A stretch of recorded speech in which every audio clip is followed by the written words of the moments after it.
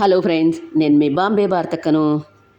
బరువు తగ్గాలనుకున్న, డయాబెటీస్ కంట్రోల్లో ఉండాలనుకున్న, నిశ్చంతంగా తినగలిగిన దోశలు జొన్న పిండి రవ్వ దోశలు. జొన్నల్లో ఫైబర్ బాగా ఉంటుంది కాబట్టి బరువు తగ్గాలనుకున్న వాళ్ళు ఇలా చేసుకుని తినండి.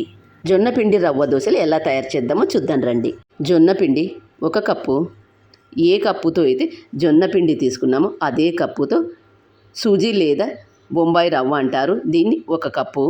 ఉప్పు రుచికి తగినంత వేసుకొని, ఏ కప్పుతో అయితే జొన్న పిండి రవ్వ తీసుకున్నామో అదే కప్పుతో 5 కప్పుల నీళ్ళు, సన్నగా కట్ చేసుకున్న కొత్తిమీర, సన్నగా కట్ చేసుకున్న పచ్చిమిర్చి ముక్కలు లేదా పచ్చిమిర్చి పేస్ట్ అయినా వేసుకోండి, సన్నగా కట్ చేసుకున్న ఉల్లిగడ్డలు.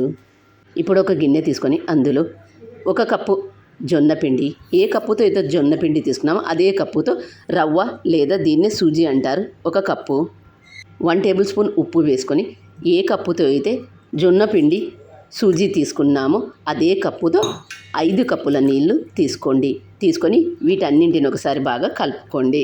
5 కప్పుల నీళ్లు కళ్ళు మూసుకొని పోసుకోండి, ఎక్కడ ఉండలు లేకుండా అంతా బాగా కలుపుకోండి. ఇలా కలుపుకున్న దాన్ని ఒక ½ అన్ అవర్ పక్కన పెట్టండి. ½ అన్ అవర్ తర్వాత మూత తీసి సన్నగా కట్ చేసుకున్న పచ్చిమిర్చి ముక్కలు, సన్నగా కట్ చేసుకున్న కొత్తిమీర, సన్నగా కట్ చేసుకున్న ఉల్లిగడ్డలు వేసుకొని, సన్నగా కట్ చేసుకున్న క్యారెట్ ముక్కలు వేసుకొని, ఇవన్నీ వేసుకొని అంతా ఒకసారి బాగా కలుపుకోండి. గ్యాస్ ఆన్ చేసుకొని దోశ పెన్నం పెట్టుకొని చుక్క నూనె వేసుకొని ఆనియన్తో అంతా స్ప్రెడ్ చేయండి. ఇలా స్ప్రెడ్ చేసుకోవడం వల్ల దోశ తీయడానికి ఈజీగా వస్తుంది. ముందుగా మనం కలిపెట్టుకున్న బ్యాటర్ను గరిటెతో మరొకసారి బాగా కలుపుకొని పెన్నం వేడైన తర్వాత పెన్నం మీద వీడియోలో చూపిస్తున్నట్లు వేసుకోండి. దోశ పిండి పోసి స్ప్రెడ్ చేయాల్సిన అవసరం లేదు. గరిటెతో ఇలా పోసుకోండి.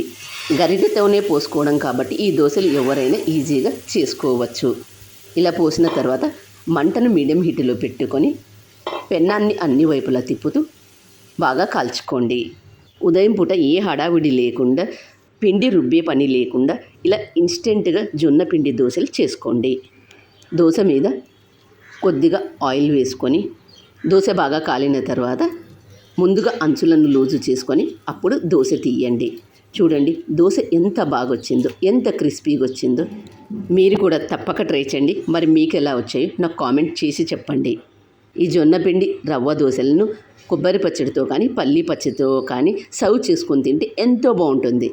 నా ఛానల్ కొత్తగా చూసేవాళ్ళు సబ్స్క్రైబ్ చేసుకోండి.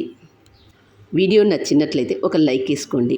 మీరిచ్చే ఆ లైక్ మాకెంతో ప్రోత్సాహాన్ని ఇస్తుంది. జొన్నల్లో ఫైబర్ బాగా ఉంటుంది కాబట్టి 2 తిన్న కడుపు నిండినట్లుగా ఉంటుంది. బరువు తగ్గాలనుకున్న, డయాబెటీస్ ఉన్న వాళ్ళైనా నిశ్చంతంగా తినగలిగిన జొన్న పిండి రవ్వ దోశలు.